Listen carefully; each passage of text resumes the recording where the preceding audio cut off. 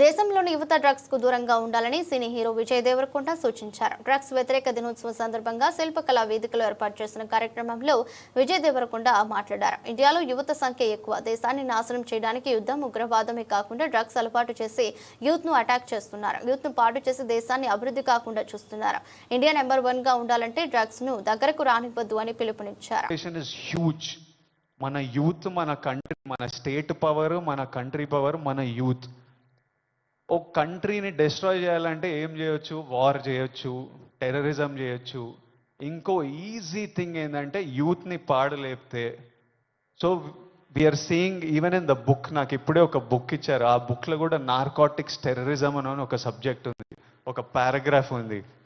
Wear countries that want to see India not progress, easiest way. ఇప్పుడు మనం చూస్తున్నాం America ఎంత ఎఫెక్ట్ అయింది, అంతా కొంచెం పిచ్చిగా ఉంటున్నారు వాళ్ళు.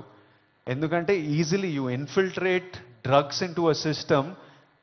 పిల్లలు దాని మీద డిపెండెంట్ అయిపోతే ఇంకా మనకు పాత్ సక్సెస్ ఇవన్నీ ఏం, it's a chaos. We want, మనం సాలిడ్ ఉండాలి, మన కంట్రీ సాలిడ్ ఉండాలి, మనం నంబర్ 1 ఉండాలి. కరెక్టా? ఇండియా నంబర్ 1 ఉండాలంటే మనం వీటిని మన దేశం దగ్గర, మన ఫ్రెండ్స్ దగ్గర, మన ఫ్యామిలీ దగ్గర ఎక్కడ రానియకూడదు.